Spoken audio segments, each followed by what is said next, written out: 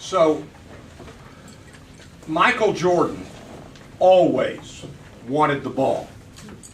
He never doubted that it should be in his hands. He was the man that wanted the ball. He wanted to take the shot. He was supremely, always self-confident. And that kind of confidence can create great success. In fact, there's a phrase in sports that someone loses their mojo.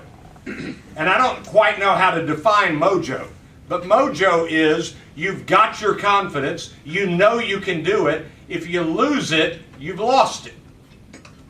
Now, I'm going to oversimplify and tell you that in the Confidence Code by Katty Kay and Claire Shipman, what they say is, we have figured out one of the problems.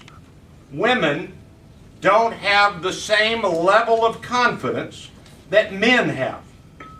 And so, that's what this book is all about. Why this book matters, number one, women have talked a lot about the gap. They're underrepresentation at the top of the country, the company, the organization, but not much actual change has occurred. Actual progress is hard to find. The proposed solutions have not panned out. So, number two, this is the next attempt. Women are lacking in confidence. I think what's happening in books about women in business is they've proposed things that have not worked. Women don't ask. That's a book I did here years ago. And they said women don't ask for the raise. They don't ask for the salary. They don't ask for the promotion. The two women who wrote that, both academicians, have now written and said, we've taught them to ask.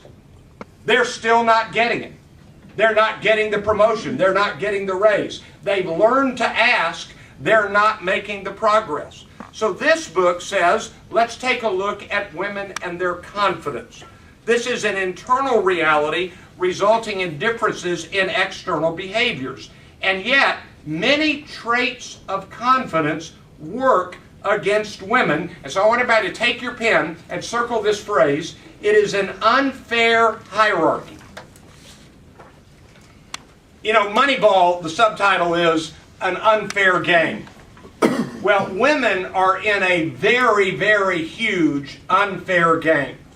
If they do the kinds of things that men do to get ahead, it works against them. This book is filled with examples of that. And so it's an unfair hierarchy. So in one sense, this is more of a let's keep raising the issue thinking with small suggestions to move toward more equality of opportunity and influence. Quickly, my takeaways. I'm over time and I apologize. Number one, women are so underrepresented at the top levels, and that's a lingering long-term problem and challenge. Number two, this is going to require far more consciousness-raising efforts and women working together efforts. Number three, women are going to have to participate in more behaviors and activities that raise their confidence. Number four, women will have to continue to over-prepare. Christine Lagarde and Angela Merkel are the most prepared human beings on planet Earth. They're more prepared. They have to be more prepared than men. And at some point, the good workplace experience motive, circle number 5. This one's big. When women are at top, morale is higher.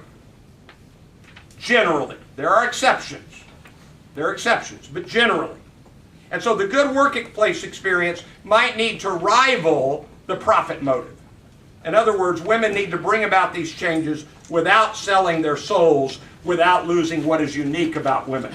Turn quickly back to page 7, and number 62 is kind of the summary of the book in one long quote. Fail fast, meditate, a calm brain is the ultimate confidence tool, be grateful, believe and be grateful for the kind words said about you. Don't say, I didn't deserve it. Men always think they deserve it. Think small. Battle feelings of being overwhelmed by breaking it down. Sleep, move, share in any order. Yes, we sound like your mother. Being close to our friends boosts our oxytocin levels. Practice power positions. Try nodding your head. And yes, lean in and sit at the table. The Confidence Code, the next book, wrestling with how do we help get more women in more positions of influence. Hope you found this useful. Thank you very much.